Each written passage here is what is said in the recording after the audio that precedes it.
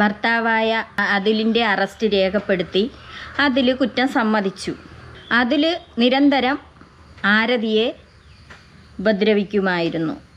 13ഓളം മുറിവുകൾ തലേ ദിവസം, അതായത് ആരതി മരിക്കുന്നതിൻ്റെ അന്നും തലേ ദിവസവുമായിട്ട് അതിൽ ഉപദ്രവിച്ച പാടുകൾ, പിന്നെ അല്ലാതെയും വേറെ, അത് പഴയ പാടുകൾ. അത്രയ്ക്ക് സഹിക്ക വയ്യാതെ ആയപ്പോഴാണ് ഈ പെൺകുട്ടി ആത്മഹത്യ ചെയ്തത്. അതിൽ അത്രയ്ക്കും ക്രൂരമായിട്ട് ആരതിയെ ഉപദ്രവിച്ചു. പല ദിവസങ്ങളിലും ആരതി വീട്ടിൽ പറയുകയും അതുപോലെ ഈ ഉപദ്രവിച്ച ദൃശ്യങ്ങളെടുത്ത് ഫോട്ടോ ആയിട്ട് അയച്ചു കൊടുക്കുകയും അമ്മയ്ക്ക് വാട്സാപ്പ് മെസ്സേജുകൾ ഇടുകയും അമ്മ എന്നെ ഉപദ്രവിക്കുന്നു, പിന്നെ എനിക്കിനി പറ്റൂല എന്ന് പല ദിവസങ്ങളിലും പറഞ്ഞു. ഈ 1.5 വർഷമായി കല്യാണം കഴിഞ്ഞിട്ട് ഇപ്പം 7 മാസമേ ആയുള്ളൂ അവർ അവിടെ നിന്ന് അങ്ങോട്ട് മാറി താമസം തുടങ്ങിയിട്ട് ആറ്റുകാലിലോട്ട്. അതുവരെ ഈ പെൺകുട്ടി ഇവിടെ അതുലിൻ്റെ വീട്ടിലും പോയി നിൽക്കുമായിരുന്നു. അവിടെ ആദ്യമേ നിന്ന സമയത്ത് തന്നെ അവരെ വീട്ടുകാരും ഒത്തിരി പ്രശ്നക്കാരായിരുന്നു. ഒരുപാട് ഈ പെൺകുട്ടിയെ അവരെ കൊണ്ട് ചെയ്യാൻ പറ്റുന്നത് പോലെ അവരൊക്കെ ചെയ്തു കൂട്ടി. പിന്നെ ഇതിന് സഹിക്ക വയ്യാതെ ആയപ്പോഴാണ് വാടക വീടെടുത്ത് മാറിയത്. അങ്ങനെയെങ്കിലും അതിലിൻ്റെ സ്വഭാവത്തിൽ വ്യത്യാസം വരട്ടെ എന്ന് വിചാരിച്ചു കൊണ്ടാണ് ഈ പെൺകുട്ടി മാറിയത്. 50 പവനിട്ട സ്വർണത്തിൽ 1/4 ഭാഗവും ഇവൻ നശിപ്പിച്ചു. ഓരോരുത്തരുടെയും പേരിൽ കൊണ്ടുവന്ന് പണയം വിൽക്കുകയും പിന്നെ കുറച്ച് അങ്ങോട്ട് സ്വർണം ഉണ്ടായിരുന്നു. അപ്പോൾ അത് ഈ പെൺകുട്ടി കൊടുക്കാൻ മടിക്കുന്നു. സ്വർണം പണയം വെച്ചത് പോലും തിരിച്ചെടുത്ത് കൊടുക്കുകയോ അതുപോലെ ഉള്ളതെല്ലാം വിറ്റ് നശിപ്പിക്കുകയും ചെയ്തുകൊണ്ടിരുന്ന അതിലും അതുപോലെ അതിലിൻ്റെ മാതാപിതാക്കളും അവർക്ക് ആർഭാട ജീവിതം. അതിനായിട്ട് ഈ പെൺകുട്ടിയുടെ സ്വർണം നിരന്തരം വിറ്റുകൊണ്ടേയിരുന്നു. അവസാനം സ്വർണം തരൂല എന്ന് ഈ പെൺകുട്ടി പറയുമ്പോൾ അതിൽ ക്രൂരമായിട്ട് ഈ പെൺകുട്ടിയെ ഉപദ്രവിക്കുമായിരുന്നു. ഈ സഹോദരിക്ക് ആങ്ങളമാർ അല്ലെങ്കിൽ ബന്ധുമിത്രാദികൾ അടുത്തറിയുന്ന ആരും ഇല്ലേ? ഇവൻ്റെ ചള്ള നോക്കി ഒന്ന് പൊട്ടിക്കാൻ എല്ലാം വേണ്ട. അങ്ങനെയൊന്നും ആരും ഒന്നും ചെയ്യൂല. എത്രയൊക്കെയായാലും ബന്ധുമിത്രാദികളും സ്വന്തം വീട്ടിലുള്ളവരായിരുന്നാലും പറയും, നീ അവിടെ കിടയെന്നേ പറയുള്ളൂ. എത്ര ഒരു പെൺകുട്ടി ഭർത്താവിൻ്റെ വീട്ടിൽ സഹിച്ചായിരിക്കും കഴിയണത്. എന്ത് വിഷമം പറഞ്ഞാലും സഹിച്ച് കിട എന്ന് മാത്രമേ പറയൂ. തിരിച്ച് ആ പെൺകുട്ടി തിരിച്ചു വരികയാണെങ്കിൽ അവർ പറയും, നീ അവിടെ നില്ല്, കുഴപ്പമില്ല, കുറേയൊക്കെ അങ്ങ് അഡ്ജസ്റ്റ് ചെയ്ത് പോ എന്ന് പറയും. അതുപോലെയാണ് ഈ പെൺകുട്ടിയുടെ അടുത്തും പറഞ്ഞത്. അഡ്ജസ്റ്റ് ചെയ്ത് ഈ പെൺകുട്ടി അവസാനം വീട്ടിൽ പറഞ്ഞ് സഹി കെട്ടിട്ട് വീട്ടിൽ പറഞ്ഞതിന് ശേഷം അവർ കൊണ്ടുവന്ന് ഒരുമിച്ച് പോ, അയ്യോ ബാക്കിയുള്ളവരറിയും, നാണക്കേടാണ്, വീട്ടുകാർക്ക് ബുദ്ധിമുട്ടാവും എന്നാണ് വീട്ടുകാർ പറയണത്. എന്നിട്ട് കൗൺസിലിംഗ് വരെ നടത്തി. ആ കൗൺസിലിംഗ് ചെയ്തോനെ വേണം അടിക്കാൻ. ഈ പെൺകുട്ടിയുടെ അമ്മയുടെ അടുത്ത് പറയണതാണ് കൗൺസിലിംഗ് ചെയ്ത ആള്, അത് നിങ്ങൾ ഇനി ഒന്നും പറയൊന്നും വേണ്ട, അവർ തങ്ങളിലുള്ള പ്രശ്നമല്ലേ, അവരത് അഡ്ജസ്റ്റ് ചെയ്ത് പൊയ്ക്കോളും. ഇവൻ ആ ഒരു സഹോദരി എങ്ങനെയാണ് മർദ്ദിച്ചിനെ അതിന്റെ ഡബിൾ ഇരട്ടി തിരിച്ചു കൊടുക്കാൻ നിങ്ങൾക്ക് കഴിയില്ലേ? നിങ്ങൾക്ക് ആവില്ലേ? അങ്ങനെ കൊടുക്കണമായിരുന്നു. ഒരു കാര്യവും ഇല്ലെങ്കിൽ ഒരു പെൺകുട്ടി അങ്ങനെ വന്ന് വീട്ടിൽ പറയാറില്ല. ഇവൻ്റെ കയ്യിൽ ഒരുപാട് തെറ്റുകളുണ്ട്. ആ പെൺകുട്ടി അത്രയ്ക്ക് സഹിച്ചതിൻ്റെ പേരിലാണ് അത് വീട്ടുകാരെടുത്ത് പറയണത്, ഇന്ന കാരണമാണെന്ന്. അപ്പോൾ ചുണ ഉണ്ടായിരുന്നെങ്കിൽ ആ വീട്ടിലുള്ളവർ കൊടുത്തനെയായിരുന്നു, നീ പോടാന്ന് പറഞ്ഞതിനായിരുന്നു, അല്ലെങ്കിൽ എൻ്റെ മകളെ എനിക്ക് തിരിച്ച് വേണമെന്ന് പറഞ്ഞ് വിളിച്ചുകൊണ്ട് വന്നനായിരുന്നു. ഒന്നും ചെയ്യാത്ത വീട്ടുകാർ അങ്ങ് വിട്ടുകൊടുത്ത് അതിപ്പം മരണത്തിലേക്ക് പോയില്ലേ. ഇപ്പം വീട്ടുകാർക്ക് സമാധാനമായ. ഈ ഒരു പെൺകുട്ടി എത്രത്തോളം വേദന ഇവരിൽ നിന്ന് സഹിച്ചിട്ടുണ്ടാവും. 1.5 വർഷം കല്യാണം കഴിച്ച് ജീവിച്ചതേ ഉള്ളൂ. അതിലും 3 മാസം കഴിഞ്ഞപ്പോൾ തന്നെ ഇവൻ്റെ യഥാർത്ഥ രൂപം ഇവൻ തെളിയിച്ചു കഴിഞ്ഞ്. ഈ പുണ്ടമോന് ഈ പുണ്ടമോനൊക്കെ ആവശ്യം അതൊക്കെ ചെറിയ വാക്കുകളാണ്. അങ്ങനെയൊന്നും അല്ല അവനെ വിളിക്കാനുള്ളത്, ഇതിലും വലിയ വാക്കാണ് വിളിക്കാനുള്ളത്. ഇവരുടെ പണവും സ്വത്തുമായിരിക്കും ഇവനെ ആഗ്രഹിച്ചിട്ടുണ്ടാക്ക്. അത് കിട്ടാതാകുമ്പോൾ എന്ത് ചെയ്ത് ഈ പെണ്ണിനെ മർദ്ദിക്കാം. അതാണ് പണവും സ്വത്തുമാണ് യവന്മാരാഗ്രഹിക്കണത്. എന്നിട്ട് വീട്ടിലുള്ളവരെ വശത്തെയാക്കും. ഇതാണ് അവന്മാരെ കഴിവ്. ഈ പെൺകുട്ടി ഒരുപാട് അനുഭവങ്ങൾ വീട്ടിൽ വിളിച്ച് പറഞ്ഞിട്ടും അച്ഛൻ ഗൾഫിൽ നിൽക്കുന്നു, അച്ഛൻ്റെ അടുത്തും പറയാറുണ്ട്. വീട്ടിൽ വിളിച്ച് പറയുമ്പോൾ യവൻ നല്ലവനായ ഉണ്ണിയായിക്കൊണ്ട് ഇവൻ ആ അമ്മയുടെ അടുത്ത് അമ്മയെ വശത്തെയാക്കും. വീട്ടിൽ പെൺകുട്ടിയെ ഇവൻ ഉപദ്രവിച്ചതിന് ശേഷം ഇവൻ തന്നെ വിളിച്ചു പറയും, ഇവിടെ ഇത്തിരി പ്രശ്നം നടന്നു, അവൾ അങ്ങനെ കാണിച്ച് ഇങ്ങനെ കാണിച്ച്. അപ്പോൾ പറയും, ആ മോനെ പോട്ട് മോനെ, നീ അവളെ നല്ലതുപോലെ നോക്കൂ, പോട്ട് കുഴപ്പമൊന്നുമില്ല, നീ അത് മൈൻഡ് ചെയ്യണ്ട. അവൻ അതൊരു വാക്കായി. അങ്ങനെയല്ല ചെയ്യാനുള്ളത്. അവൻ്റെ കരണം പൊട്ടിക്കണം. അവൻ അതിൽ നിന്നേ പഠിക്കുകയുള്ളൂ. അങ്ങനെയാണ് ചെയ്യാനുള്ളത്. അവനെ അടിച്ച് പൊട്ടിക്കണം. അല്ലെങ്കിൽ ഇവനിക്ക് വേറൊരു സ്ത്രീയായിട്ട് എന്തെങ്കിലും ബന്ധം ഉണ്ടാവും. അപ്പോൾ ഇവളെ ഒഴിവാക്കാൻ വേണ്ടിയിട്ട് ഇങ്ങനെ മർദ്ദിച്ചതാവാം. അവന് ബന്ധം ഉണ്ടായിരുന്നു. അവന് ഈ പെൺകുട്ടിയെ കല്യാണം കഴിക്കുന്നതിന് മുമ്പ് വേറൊരു പെൺകുട്ടിയായിട്ട് ഇവന് ബന്ധം ഉണ്ടായിരുന്നു. അത് കുറേ നാൾ കൊണ്ടുപോയതിന് ശേഷം ഇവൻ സ്വയം അതിൽ നിന്ന് പിന്മാറി ആ ബന്ധത്തിൽ. ആ പെൺകുട്ടിക്ക് ഇവനെ ഭയങ്കര ഇഷ്ടമായിരുന്നു. ഇവൻ ഭയങ്കരമായിട്ട് പ്രണയിച്ചിട്ട് അവസാനം അവൻ ആ പെൺകുട്ടിയെ ഉപേക്ഷിച്ചു. അത് സഹിക്ക വയ്യാതെ അത് ആത്മഹത്യ ചെയ്തു. പിന്നെ അതിനുശേഷം യവനുണ്ട്.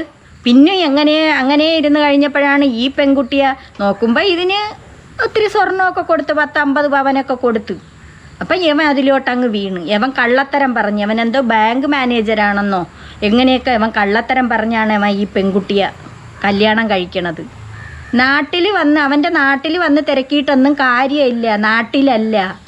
യവൻ്റെ ഈ സ്വഭാവം അറിയണമെന്നുണ്ടായിരുന്നെങ്കിൽ യവൻ ആദ്യം സ്നേഹിച്ച ആ പെണ്ണിനോട് ചോദിക്കണം. ആ പെണ്ണ് പറയും. ആ പെണ്ണ് പറയണതാണ് ശരി. ആ പെൺകുട്ടിയെ എത്ര ക്രൂരമായിട്ടായിരിക്കും ആ പെൺകുട്ടിയുടെ അടുത്ത് അവൻ പെരുമാറിയിട്ടുള്ളത്. ആ പെൺകൊച്ചിന് മാത്രമേ അറിയാവൂ അവൻ്റെ സ്വഭാവം. അല്ലാതെ അവൻ്റെ വീട്ടിലുള്ള നാട്ടുകാർക്ക് അറിഞ്ഞൂടാ. അവൻ്റെ വീട്ടുകാർ കള്ളത്തരേ പറയുള്ളൂ. മോൻ്റെ സ്വഭാവം പറയുമോ?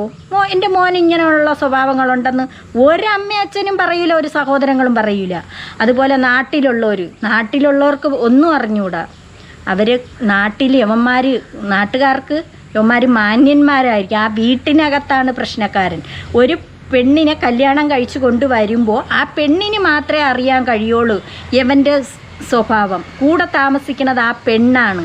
പക്ഷേ ഈ പെൺകൊച്ച് പറഞ്ഞത് ആ അമ്മയൊന്നും വിശ്വസിച്ചില്ല. അതിനെന്ത് നല്ല പണി കൊടുത്തിട്ടാണ് പോയത്. ആ പെൺകുട്ടി ഡയറിയിൽ എഴുതി വെച്ച്, ആ ഫോട്ടോ ഉൾപ്പെടെ വെച്ചു. ഇപ്പം എന്തുകൊണ്ട് അമ്മച്ചി ആ കുട്ടിയെ ഉപദ്രവിച്ച ആ ദൃശ്യങ്ങളുമായിട്ട് പോണ്?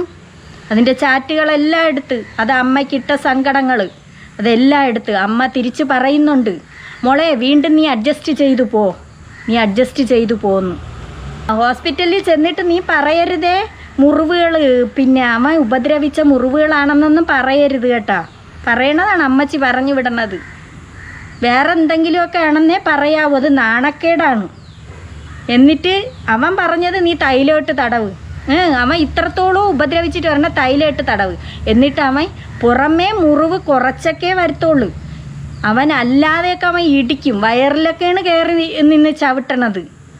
നല്ല തണ്ടും തടിയും ഉണ്ടല്ലടാ നിനക്കൊക്കെ. നീയൊക്കെ എന്തിന്? നിനക്കൊക്കെ വേണ്ടെങ്കിൽ നീയൊക്കെ ഇങ്ങനെ എന്തിനാണ് ഇതിനെയൊക്കെ കല്യാണം കഴിക്കാൻ പോണത്? ആ പെണ്ണ് അത്രത്തോളം വേദന സഹിച്ചിട്ടുണ്ട് പാവം. ആ ഒരു മാനസികമായിട്ടുള്ള ശാരീരികമായിട്ടുള്ള ബുദ്ധിമുട്ട് ആ പെണ്ണ് അത്രത്തോളം അനുഭവിച്ചത് കൊണ്ടാണ് ഇന്ന് ഈ പെണ്ണ് ഭൂമിയിൽ നിന്ന് വിട പറഞ്ഞു പോയത്. ഇവക്ക് ഈ സഹോദരിക്ക് മുറിവേറ്റ പാടുകൾ പോലും ഈ സഹോദരൻ സ്വന്തം വീട്ടുകാരെടുത്ത് പറഞ്ഞു നോക്കി, കേൾക്കണില്ല. വീട്ടുകാർക്ക് നാണക്കേട്, നാട്ടിലുള്ളവർ അറിയുമെന്ന്. അല്ലെങ്കിൽ ആ കൊച്ചിനെ അങ്ങ് വിളിച്ചുകൊണ്ട് പൊയ്ക്കൂടായിരുന്ന എൻ്റെ അമ്മയ്ക്ക്? വേണ്ട, അവനെ അങ്ങ് പോട്ട്. വീണ്ടും ഈ ഇങ്ങനത്തെ ക്രൂരൻ്റെ കൂടെ പറഞ്ഞു വിട്ട അമ്മയും അച്ഛനെയൊക്കെ സമ്മതിച്ചു തരണം. നിങ്ങൾക്ക് നാണക്കേടാണ് വലുതല്ലേ? ആ ഒരു പെൺകുട്ടിയുടെ ജീവനല്ലേ പോയത്. അത് വിചാരിച്ച് പിന്നെ ഇനി എന്തിനു ജീവിക്കണ്? അവളെ വീട്ടിലുള്ളവരടുത്ത് പറഞ്ഞപ്പോൾ അങ്ങനെ പറയുന്നു. പിന്നെ അവൾക്ക് ആരും ഇല്ലയെന്ന് തോന്നി. അവൻ വേറൊരു തരം. അവൻ്റെ വീട്ടുകാർ അവനൊപ്പം നിൽക്കുന്നു. അപ്പോഴും അവൾ വിചാരിച്ച് സ്വയം തീരുമാനം എടുത്ത്, ഇനി എനിക്കപ്പോൾ ആരും ഇല്ല, അപ്പം ഞാൻ ഇങ്ങനെ അങ്ങ് ചെയ്ത് കളയാമെന്ന്. അതിനെന്തെങ്കിലും ഒരു ജോലി വാങ്ങിക്കണം എന്നുള്ളൊരു പ്രതീക്ഷയോടുകൂടിയാണ് അത് ഇറങ്ങിയത്. അപ്പം നോക്കുമ്പോൾ അതിന് ജോലിയില്ല. വീട്ടിലുള്ളവർ ഇങ്ങനെ പറയണു. പിന്നെ അതെന്തോന്ന് ചെയ്യാൻ?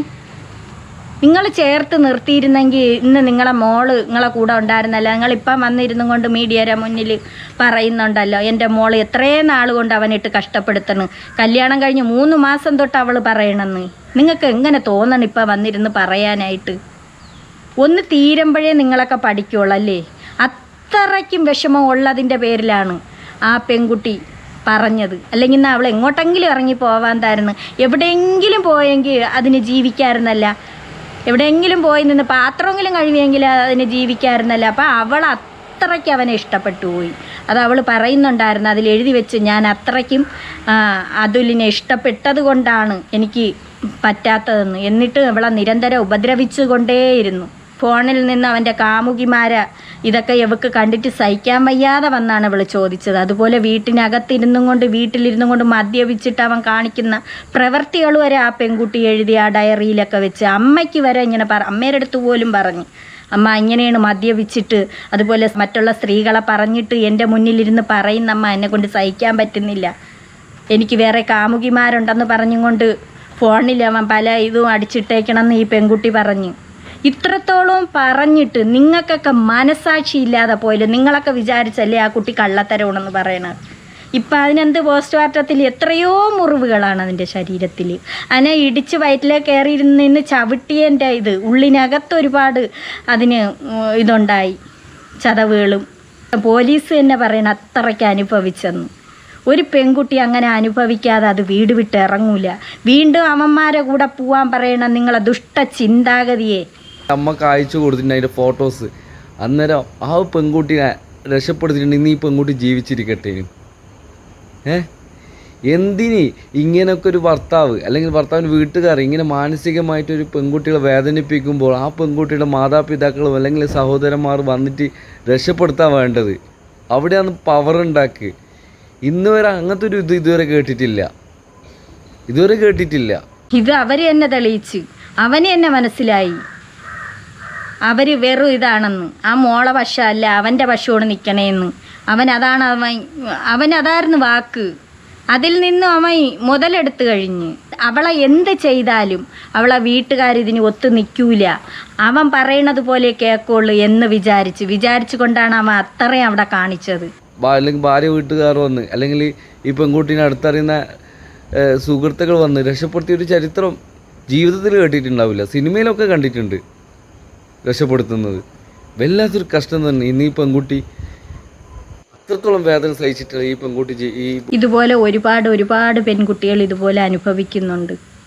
ഒരുപാട് ഭൂമിയിൽ നിന്ന് സ്വയം ജീവൻ അങ്ങ് ഇല്ലാതാക്കി കളഞ്ഞത് ഓർക്കുമ്പോൾ വല്ലാത്തൊരു സങ്കടം തോന്നുന്നു.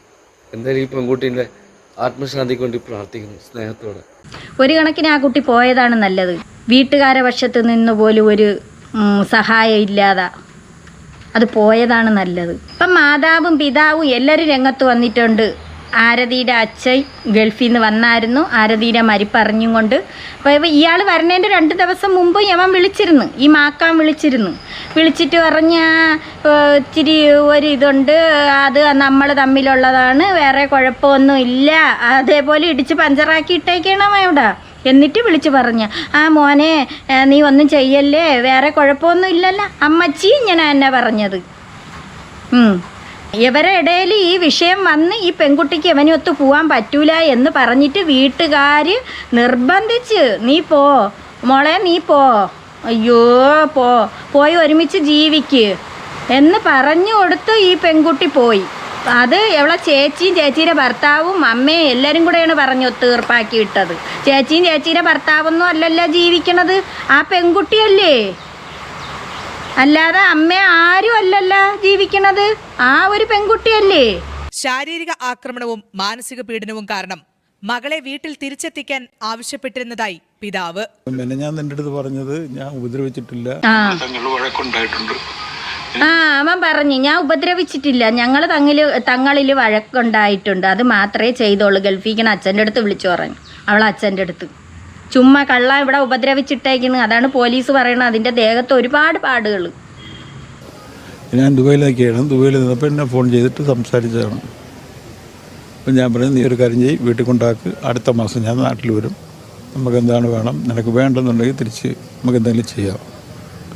അങ്ങനെ എന്തേലും വേണ്ടെന്നുണ്ടെങ്കിൽ എന്ന് പറയാൻ എന്തേലും പൈസ കൊടുത്ത് മേടിച്ചതാ, എന്തെല്ലാം കച്ചവടം ചെയ്ത് അങ്ങോട്ട് കൊടുത്ത കണക്കാണല്ല ഈ അച്ഛനും അമ്മയൊക്കെ പറയണത്. നിനക്ക് വേണ്ടെന്നുണ്ടെങ്കിൽ നീ ഇങ്ങോട്ട് വന്ന് ആക്ക്, എന്തേലും വിൽക്കാൻ കൊണ്ടുവച്ചിരിക്കണ ഇത് ചരക്ക് കണക്ക്. വേറെ മോശം കേട്ടാ നിങ്ങളെയൊക്കെ ഇത്. ഒരെണ്ണം അവന് പൊട്ടിക്കായിരുന്നില്ലേ? നിങ്ങൾക്ക് ബന്ധുക്കാരും ഇല്ലേ? പോട്ട് നിങ്ങൾക്ക് മകനില്ലായിരിക്കും. മകനില്ലെങ്കിൽ നിങ്ങളെ ഏതാ ഒരു മോളെ ഭർത്താവൊക്കെ ഉണ്ടല്ലോ, അവന് പറഞ്ഞുകൂടായിരുന്നു അവൻ്റെ കവാലം പൊളക്കം ഒന്ന് കൊടുക്കായി. അവൻ അതോടു കൂടി അവിടെ അടങ്ങിക്കിടന്നനെയായിരുന്നല്ല. മാന്യന്മാരായിട്ട് ചമയണവന്മാർ പറഞ്ഞു വെച്ചേക്കായിരുന്നു, ഞാൻ ഇവിടെ കൊണ്ടാക്കാന്ന് പറഞ്ഞു. ആരോപണങ്ങൾ നിഷേധിച്ച് അതുലിന്റെ കുടുംബം. അച്ഛൻ, അതുലിന്റെ അച്ഛൻ, അയ്യോ ഈ മുട്ടക്കളവാ പറയാം.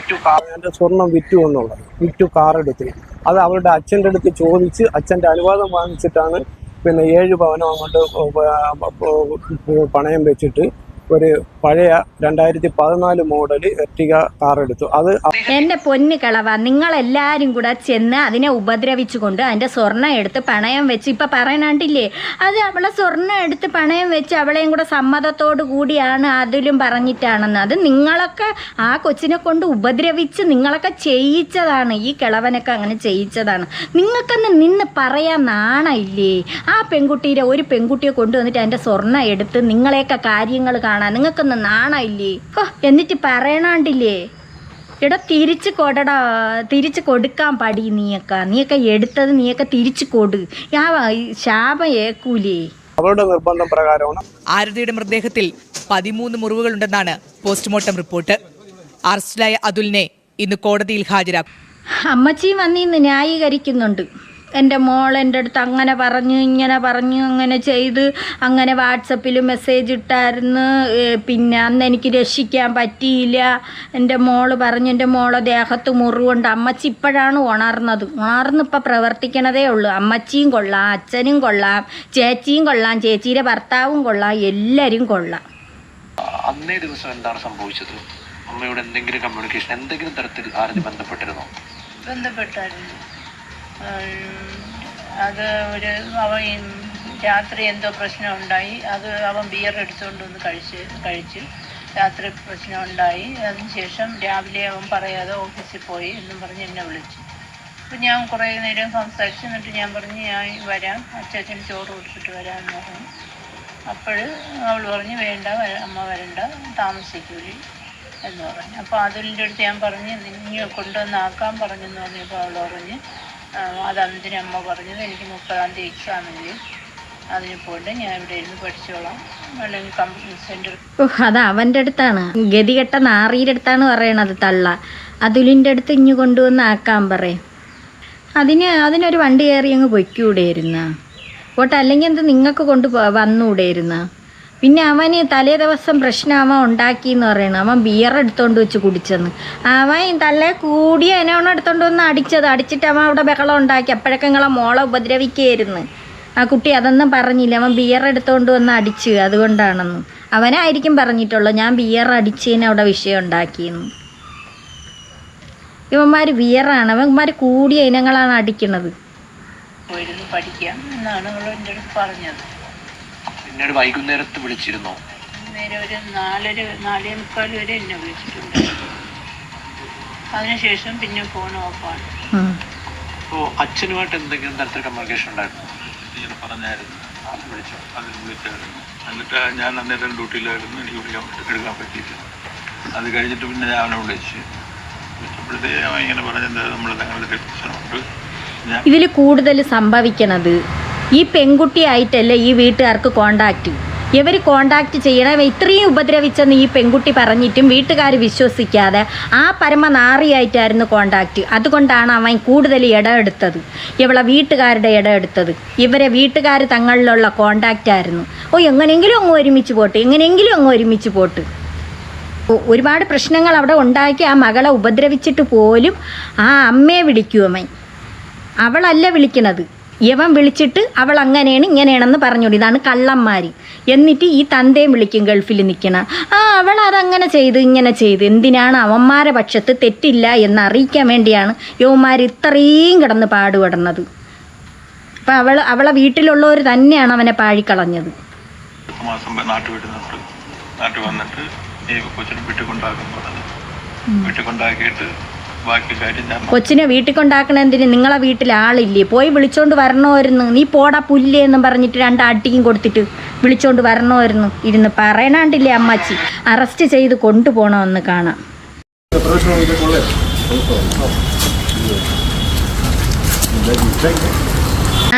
കൊള്ളാലടാ, നിന്നെ നല്ല പരിചയമുണ്ടല്ലോ. നല്ല പരിചയമുണ്ട് കേട്ടാ. പുള്ളിക്കാരനെ അറിയേ, നല്ല പരിചയമുണ്ട്. ആ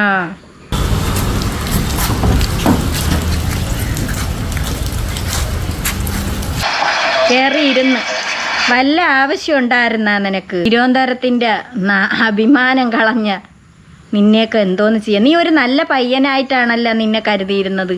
നീ ഇത്രയും ദുഷ്ട ചിന്താഗതി ഉള്ളവനായിരുന്നല്ലേ.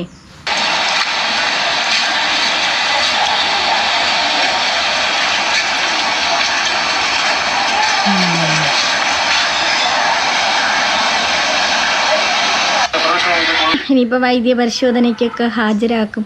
പുള്ളിക്കാരനെ എവിടെയൊക്കെയോ വെച്ച് കണ്ടിട്ടുണ്ട്. അടിപൊളി ചെത്ത് പയ്യൻ. കണ്ടാ പറയോ ഇവനിങ്ങനത്തെ സ്വഭാവങ്ങളുണ്ട്, ഇപ്പം ഭാര്യയെ കൊന്നിട്ടാണ്. ഇപ്പം ഇറങ്ങിക്കഴിഞ്ഞ് പോയിരുന്നാലും ആർക്കും അറിഞ്ഞൂടാ ഭാര്യയും കൊന്നിട്ട്. പിന്നെ മൊത്തത്തിൽ ന്യൂസുകളിലൊക്കെ വന്നതുകൊണ്ട് അറിയാൻ പറ്റും. ഇതാണ് പറയണത്. ചക്കയല്ല മാങ്ങയല്ല ചൂന്ന് നോക്കാനുള്ളതെന്ന്. അപ്പം മനസ്സിലായ എങ്ങനെയാണ് ഇരിക്കണേന്ന്. എങ്ങോട്ടെങ്കിലും പോവായിരുന്നതിന്. മക്കളും കുട്ടികളും ഒന്നുമില്ലായിരുന്നു, അത് മാത്രമേ ഉള്ളായിരുന്നു. ഒരു വയറായിരുന്നു. അതെങ്ങോട്ടെങ്കിലും പോയി അതിന് വല്ല പരീക്ഷ എഴുതി അത് എന്തെങ്കിലും അതിനൊരു ജോലി മേടിച്ച് അത് എങ്ങനെയെങ്കിലും കഴിയായിരുന്നു.